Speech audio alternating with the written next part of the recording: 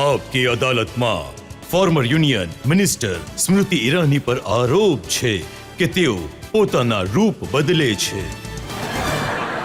હવે આજે ક્યોંકી સાસ ભી કભી બહુથીનું જે ટાઇટલ સોંગ છે એમાં જ કહ્યું કે સંબંધોના રૂપ બદલાય છે. સૌથી વધારે રૂપ તો તમે બદલ્યા. પણ આ આરોપ કેવી રીતે થઈ ગયો?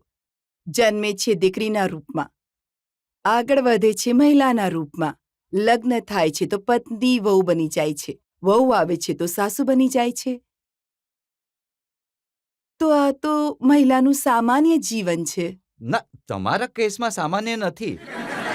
તમારો એક રૂપ અમે પાર્લામેન્ટમાં જોયો. હું દેખાડું છું દર્શકોને કે તમે પાર્લામેન્ટમાં કેવા હોવ છો. माफी मांगो इस देश से, माफी मांगो सोनिया गांधी आदिवासियों से, माफी मांगो औरतों से, माफी मांगो गरीब से.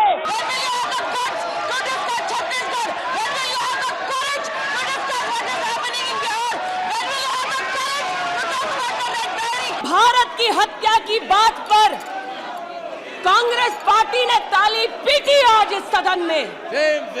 इस बात का संकेत पूरे देश को दिया कि मन में गद्दारी किसकी है. You are not India because you define corruption in India. You are not India because you define incompetence. अगर हिम्मत हो राहुल गांधी में तो आकर भारत के ऊपर इस प्रकार का कटाक्ष करने वाले डीएमके के अपने साथी का खंडन करके बताएं.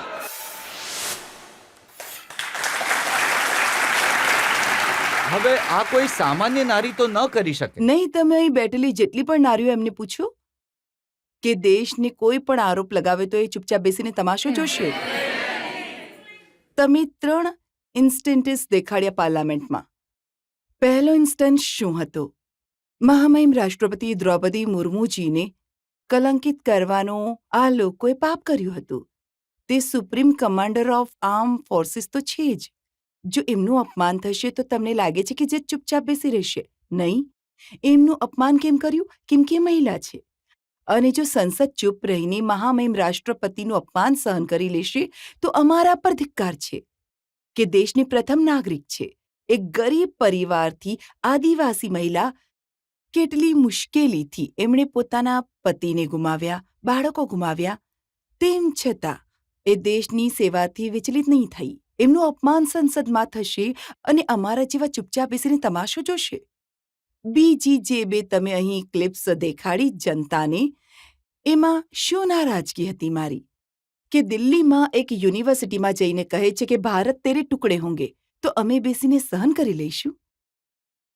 તો હું શું, મહિલા શું, અહીં જેટલા પણ નાગરિકો બેઠેલા છે એમની સામે આ ઘટના બનતી તો તમને લાગે છે કે ચૂપચાપ બેસીને તો તમાશો જોત? બિલકુલ નહીં. જણાવો. અને આમાં મહિલા પુરુષનો કોઈ ભેદભાવ નથી.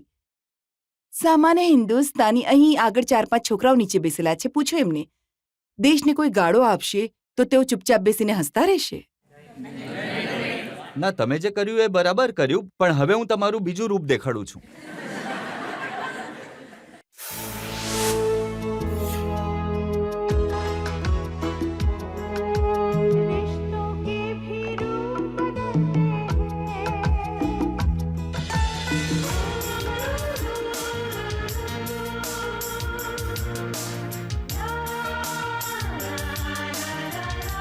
नाभं पद्मेश्वरी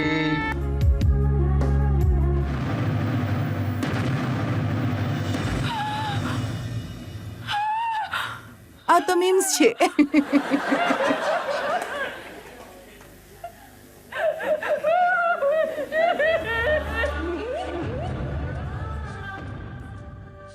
જે રીતે સંસદમાં તમારા અવાજનો પડઘો પડે છે, આમાં વગર કંઈ કહે તમારું પાત્ર ઘણું કહી જાય છે. આને હું કહી રહ્યો હતો કે રૂપ કેવી રીતે બદલો છો. જો સંસદમાં તમે જેને જોઈ એ વાસ્તવિક છે, આ કાલ્પનિક પાત્ર છે, તો સંસદમાં હું હકીકતનો સામનો કરી રહી હતી અને આ જે તમે બતાવી રહ્યા છો તે કલ્પનાને ચરિતાર્થ કરી રહી છે. એ કલ્પનામાં એક સંયુક્ત પરિવારમાં વહુની શું ભૂમિકા હોઈ શકે છે. અને સંયુક્ત પરિવારમાં એવું નથી કે બધું સારું હોય છે. આ જુઓ, આ જે શોર્ટ તમે દેખાડી રહ્યા છો તો તુલસી જેને મારી રહી છે એ એનો પોતાનો દીકરો છે. અને કેમ મારી રહી છે? કેમ કે એણે એક મહિલાનો બળાત્કાર કર્યો છે.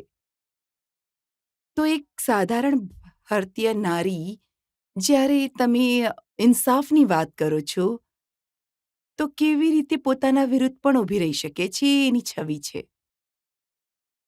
તો રોલ રિવર્સલ નથી. જ્યાં તે દાયિત્વ આપવામાં આવ્યું છે એનું નિર્વહન છે, બીજું કંઈ નથી.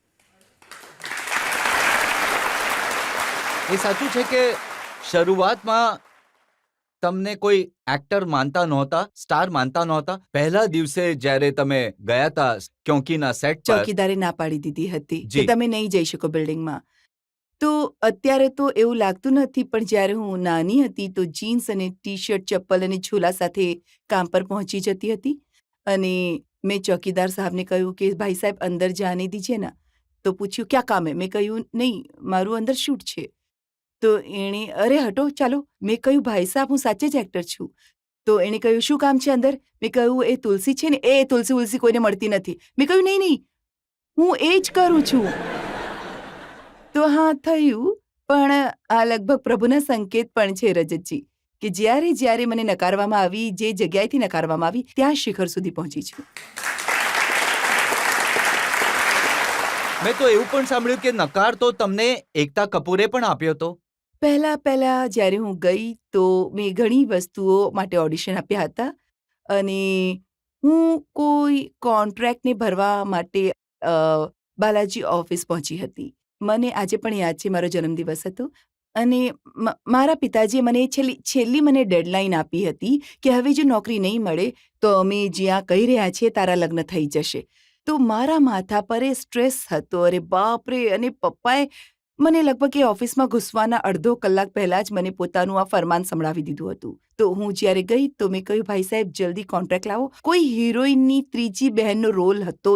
મેં કહ્યું કંઈ પણ હોય, નોકરી તો છે ને, લાવો. તો એકતા કપૂર પોતાની ઓફિસમાં બેઠી હતી. એમની સાથે જનાર્દન નામના કોઈ પંડિતજી બેઠા હતા. તો એમણે દૂરથી જોઈને પંડિતજીએ કહ્યું આ છોકરી જે પણ હોય એને તરત પકડો. એમણે કહ્યું કેમ? કહ્યું હું એ ચહેરો વાંચે છે અપરેન્ટલી લોકોના. તો બોલ્યા છોકરી બનશે કંઈક મોટું જીવનમાં કંઈક. તો આને કાસ્ટ કરો તુલસી, એવું મેં સાંભળ્યું. તો એ વાર્તાલાપ તો મેં સાંભળ્યો નહોતો. તો એકતા બહાર આવી. અરે શું નામ છે તારું? તો મેં કહ્યું સ્મૃતિ મલ્હોત્રા. મારા લગ્નના પહેલાંનું નામ પિતાજીનું. તો એમણે કહ્યું શું સાઇન કરે છે? તો મેં કહ્યું મેડમ. તો એમણે કોન્ટ્રાક્ટ લીધું, ફાડી નાખ. મેં કહ્યું અરે મારી નોકરી જતી રહી. તો એમણે કહ્યું નહીં, નવું કાગળ લાવો. એમાં ક્યોંકિ સાહસ ભી કભી બહુથી લખ્યું, તુલસી લખ્યું. અને હું ઘણી વિચલિત હતી કારણ કે એ કાગળ ફાડી નાખ્યા હતા જે મારી નોકરી હતી. તો એમણે જોયું કે મારો રડમસ જેવો ચહેરો થઈ ગયો. એમણે કહ્યું શું પ્રોબ્લેમ છે? મેં કહ્યું મેડમ બર્થડે હતી આજે, એક આશા બચી હતી. એમણે કહ્યું આને માટે છોકરી માટે કેક લાવો. મેં કહ્યું શું થઈ રહ્યું છે? તો કહ્યું તું તુલસી છે. મેં કહ્યું હે? તો એમણે કહ્યું તને ખબર છે હું ઇતિહાસ રચવાની છું. મેં કહ્યું ઇતિહાસ નહીં, એ જણાવો સેલેરીમાં કેટલા પૈસા આપશો? તો એ ઇતિહાસ રચવામાં જોતરાયેલી હતી અને હું પે ચેક માટે હા, પણ ઇતિહાસ તો રચ્યો.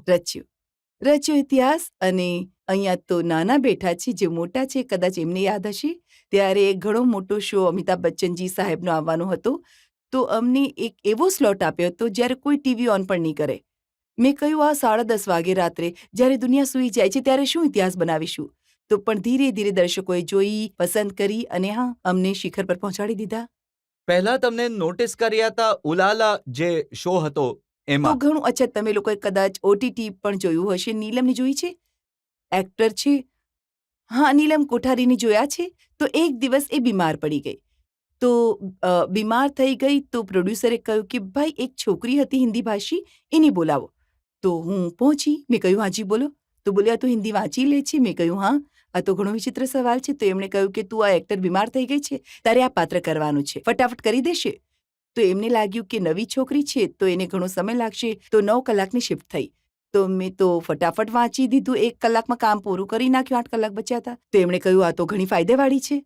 તો બધા પ્રોડ્યુસરે એકબીજાને ફોન કર્યો કે એક છોકરી છે, સસ્તી છે, પૈસા પણ વધારે નથી લેતી, મજૂરની જેમ કામ કરે છે, આને નોકરી આપી દો. તો એમ સિલસિલો બન્યો કે બધાએ એકબીજાને ફોન કર્યો. તો જે ઘણા જાણીતા એક્ટર છે અર્જુન કપૂર, તો એમની નાની સાહેબા જે હતા સતીશ્વરી, મુના કપૂરની માતાજી, એમણે બોલાવી. રાહુલ રવેલ, તમે નામ સાંભળ્યું હશે, એમણે બોલાવી. અને શોભા કપૂરે બોલાવી.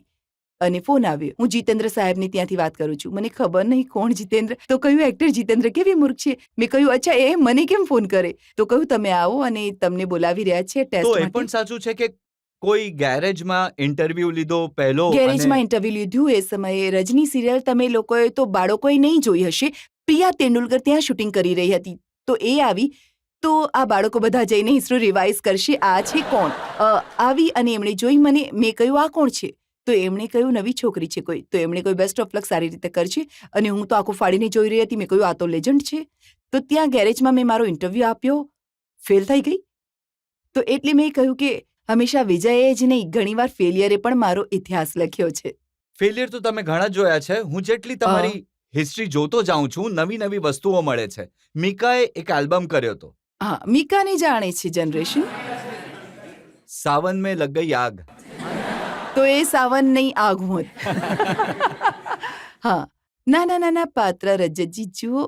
એક તો તમે દિલ્હીથી છો. તમારા પરિવારમાં ક્યારેક કોઈએ એક્ટિંગ નથી કરી. તમારા માતા પિતા એ નિર્ણયની વિરુદ્ધ હોય. ખાવા માટે રૂપિયા નહીં હોય. એ સમયે સંયમથી, મર્યાદામાં, પ્રામાણિકતાથી જે કામ મળે, પછી ભલેની એ કોઈ એક્સ્ટ્રાનું હોય, ઊભા રહો, કામ કરો.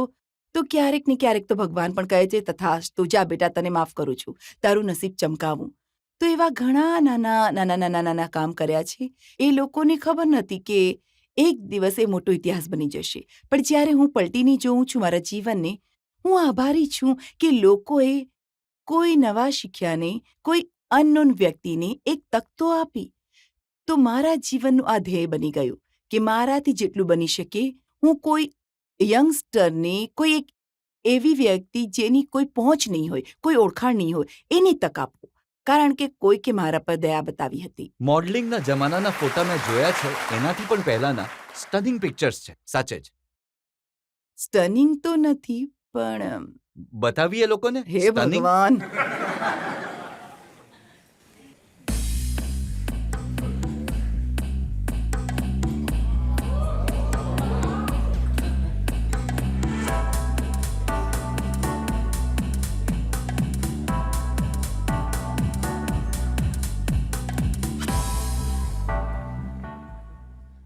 क्योंकि स्मृति भी कभी पतली थी.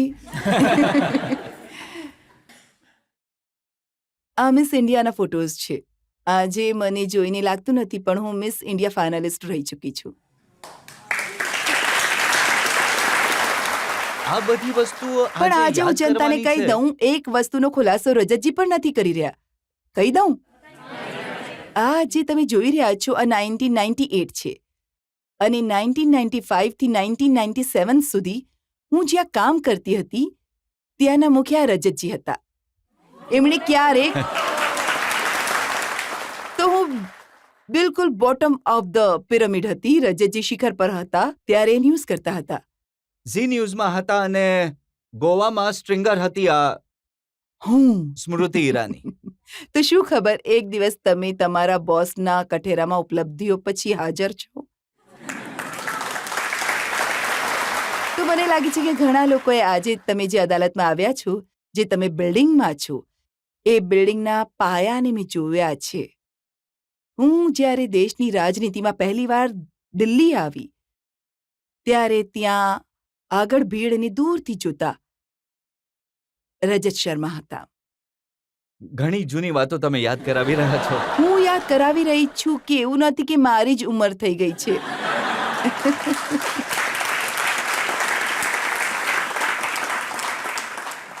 હું પણ તમારી જૂની જૂની વાતો યાદ કરી રહ્યો એવું છું. લાગી રહ્યું છે કે હવે હું આરોપ વાંચી રહી છું. વિનોદ ખન્ના સાથે તમે એક ફિલ્મ કરી હતી. ફિલ્મ ન હતી કરી, ટેલિવિઝન સિરિયલ કરી હતી જેને મેં પ્રોડ્યુસ પણ કરી હતી, લખી પણ હતી, મેરે અપને. કેવો અનુભવ હતો વિનોદ ખન્ના સાથે કામ કરવાનો? ઘણા જ એસ્ક્યુટ એક્ટર, અનુભવી, પણ પોલિટિક્સમાં પણ એમની જે પ્રકારની એક શ્રદ્ધા હતી, જે પ્રકારે એમનું એક ઇન્ક્લિનેશન હતું, એ વખાણવા લાયક હતું. ઘણા ડિસિપ્લિન વ્યક્તિ હતા અને નો નોનસન્સ વ્યક્તિ હતા. તો એ વ્યક્તિ સાથે કામ કરવું અને એમના નો નોનસેન્સ એટીટ્યુડને સર્વાઈવ કરવો પોતાનામાં જ મોટી સફળતા મનાતી હતી. વાત સાચી છે. સાચે જ રાજનીતિમાં અને ફિલ્મ લાઇનમાં ઘણું કોન્ટ્રીબ્યુશન વિનોદ ખન્નાનું રહ્યું છે. વિનોદ ખન્નાજીનું રહ્યું છે, હેમાજીનું રહ્યું છે. આજે પણ હેમાજીનું કોન્ટ્રીબ્યુશન છે. શત્રુ સર હવે બીજી તરફ છે, પણ મારા જીવનનો પહેલો એવોર્ડ આપનારાઓમાંથી એક શત્રુઘ્ન સિન્હા હતા. મને યાદ છે, જો કોઈ જૂની ક્લિપ નીકળશે તો હું જજ તરીકે, જેમ કે આજે જ જજ સાહેબ બેઠા છે, હું જજ તરીકે બેઠી હતી અને હું જેના ઉપર જજમેન્ટ કે જેના ઉપર ટિપ્પણી કરી રહી છું એ આજે પંજાબના મુખ્યમંત્રી છે. તો ભગવંત માન. જી, તો ટેલિવિઝન અને મીડિયાની દુનિયાથી ભલે પત્રકાર રહ્યા હોય, ભલે એક્લેમેશન્સ રહ્યા હોય કે પછી એક્ટર્સ રહ્યા હોય, ઘણા એવા લોકો છે જે આજે પણ મેઇન સ્ટ્રીમમાં છે. શત્રુજીનું તો સેન્સ ઓફ હ્યુમર ઘણું કમાલનું છે. હું એના પર ટિપ્પણી ઓછી જ કરું તો સારું છે. પણ હા, આ બધા સ્ટોલવર્ડ્સ મેં દત્ત સાહેબ સાથે પણ કામ કર્યું. ભલે એ કોંગ્રેસમાં રહ્યા છે, પણ એમનું પોતાનું એક કોન્ટ્રીબ્યુશન હતું. અને મને લાગે છે કે તમે અમિતજીના વિશે પણ, કારણ કે બધા કહે છે કે એમનું મન ઉદાસ થઈ ગયું હતું, ઘણું એમનું વ્યક્તિત્વ એવું છે કે એ તલવારો ખેંચાઈ જાય તો એ ઈચ્છે છે કે એ શાંતિદૂત બને. અને અમે એ પેઢીથી છીએ કે તલવાર ખેંચાઈ જાય તો જ્યાં સુધી લોહી નથી લાગતું મ્યાનમાં નથી જતી. તો દૃષ્ટિકોણનો અને અનુભવનો એક તફાવત છે. જી હા, પબ્લિકમાંથી સવાલ લઈ શકીએ? તો મોટા બેન, મારું કહેવાનું એમ છે કે હવે અમે તુલસીનું કયું રૂપ જોઈશું? જે જૂનું હતું ઈ કે કોઈ નવા આપણે અંદાજમાં? ગુજરાતીમાં જ વાત કરશું તો બધાને કેમ ખબર પડશે કઈ વાત થઈ? જ્યાં જાવ ત્યાં ગુજરાતી. હા, જ્યાં ગુજરાતી ત્યાં સદાકાળ ગુજરાત. પણ પૂછી રહ્યા છે કે હવે તુલસીનું કયું રૂપ દેખાશે. હવે હું તમારી ટ્રાન્સલેટર બની ગઈ છું. પણ મને એવું લાગે છે કે જો તમારી પરવાનગી હોય તો હું થોડો હિન્દીમાં અનુવાદ કરું. ઘરની વહુ જેમ હતી એમ જ છે. ઘરની વહુ જેવી હતી એવી જ છે. પણ ફરી મળીએ આપણે. હજી એક સવાલ લઈ શકીએ છીએ? मी नागपूरमधून महाराष्ट्रमधून बापरे, ही काय आज माझी लँग्वेजची टेस्टिंग चालली आहे का? नाव काय आहे तुमचं दादा? प्रदीप नाव प्रदीप आहे. दादा. मी- किती वर्ष झाले इकडे? मला 16 मध्ये आलो होतो इकडे. अरे वा, सांगा. मला एक माझा प्रश्न आहे तुम्हाला की महाराष्ट्रात आता मराठी भाषेवरून जे विवाद सुरू आहे, तर राज ठाकरे साहेब म्हणतात की जो हिंदी में बोलेगा त्याच्या कानाखाली वाजवेल. हे खरं आहे का? મને એવું લાગે છે, અને આ તો હું પહેલાથી જણાવી દઉં તમને, મારી દાદી મહારાષ્ટ્રીયન છે.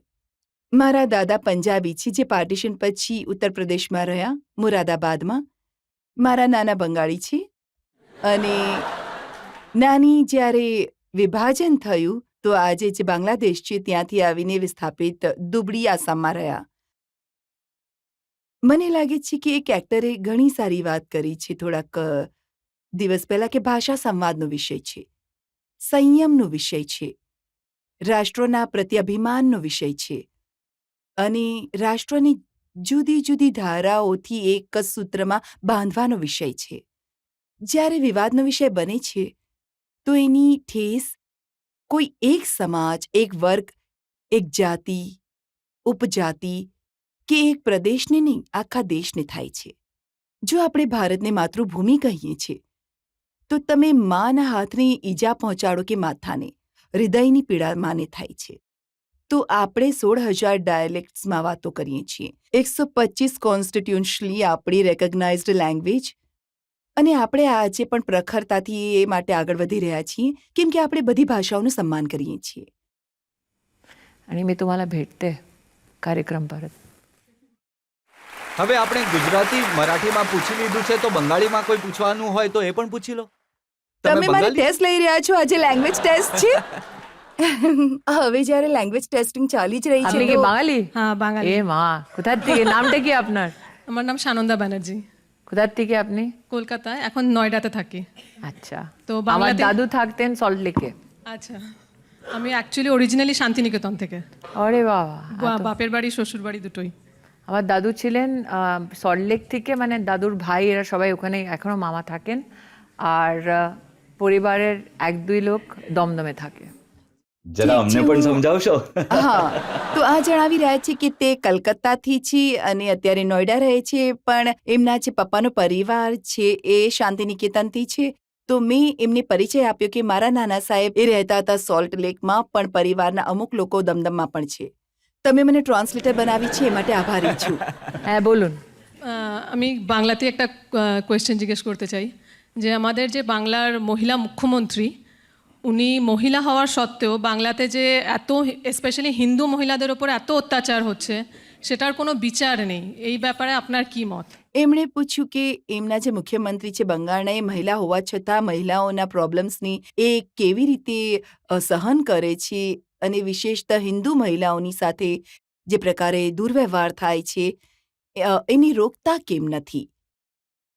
મને એવું લાગે છે કે દીદી કે વિષય એ નથી કે મહિલા કોણ છે, પુરુષ કોણ છે. જ્યારે તમે સત્તાની ખુરશી પર બેસી જાઓ છો તો તમારું લક્ષ્ય એક હોય છે કે સંવિધાનના સંરક્ષણમાં દરેક વર્ગ, દરેક આયુ, ધર્મ, જાતિના લોકોનું સંરક્ષણ.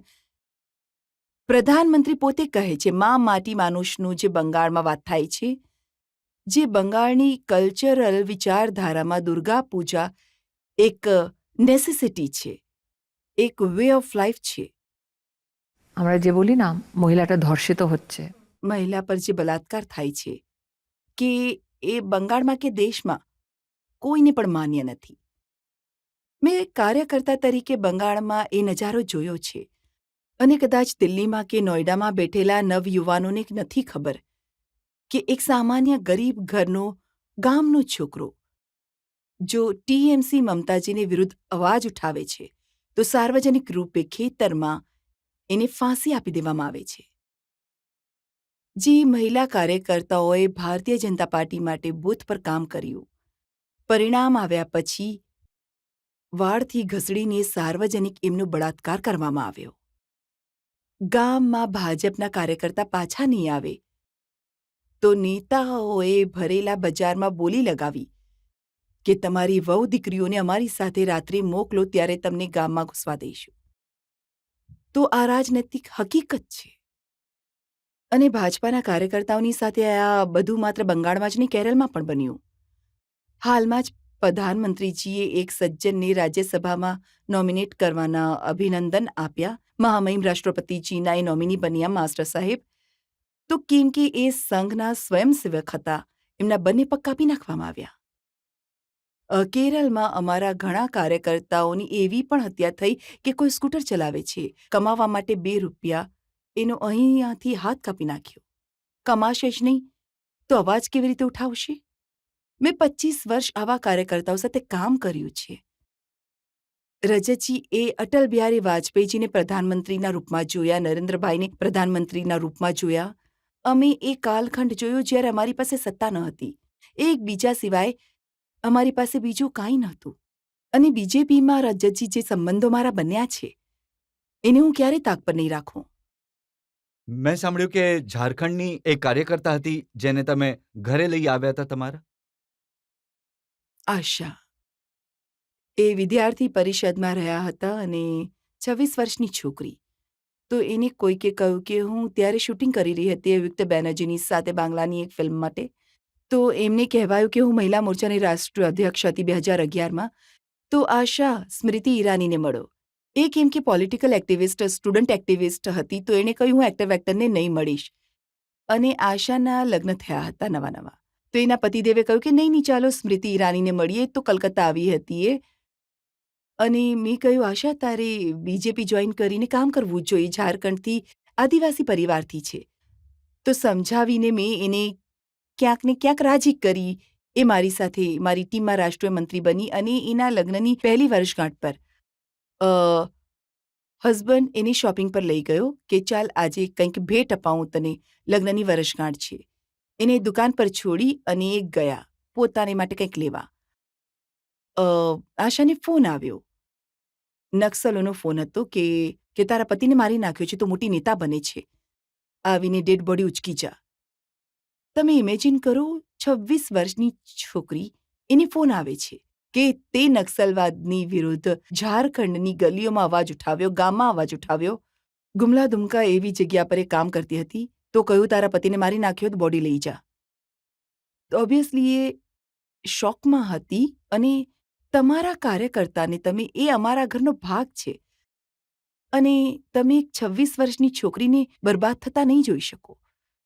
તો મેં આશાને કહ્યું ચાલ મારી સાથે મુંબઈમાં મારી સાથે રહે.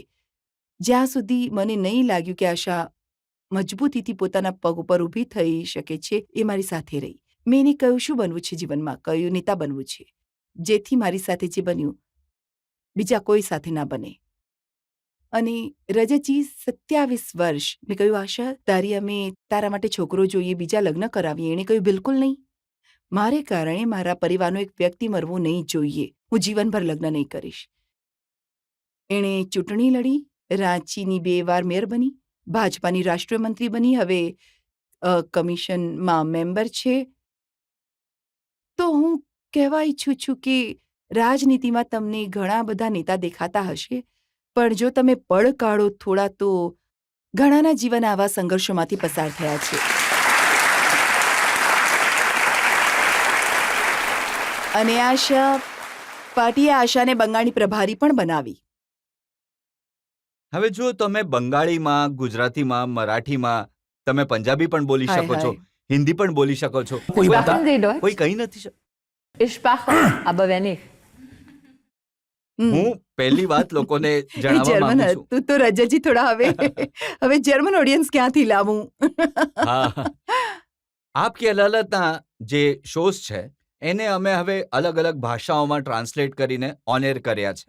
અચ્છા, જેમાં ગુજરાતી પણ છે, બંગાળી પણ છે, મરાઠી પણ છે, તમિલ, તેલુગુ પણ છે.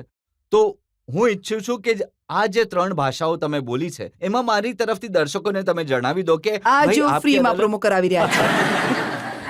আপনারা সবাই আপকি আদালত বাংলায় দেখুন, আমি আপনাকে অনুরোধ জানাচ্ছি આપ સૌ આવીને રજતજીનું આપકી અદાલત ગુજરાતીમાં જો એવી મારી વિનંતી. आणि नागपूर काय बोलायचं आहे यांना? बोला, रजतजीचा प्रोमो करा तुम्ही पण. मराठीत बघा आपकी अदालत रजत शर्मावर. ઘણો આભાર. આ બહાને આ બધા જ લોકો આપકી અદાલતનો શો પહોંચશે. ઘણા લોકો પોતાની ભાષામાં જોઈ રહ્યા છે, પણ આ પ્રમોશન મને ઘણું કામ આવશે.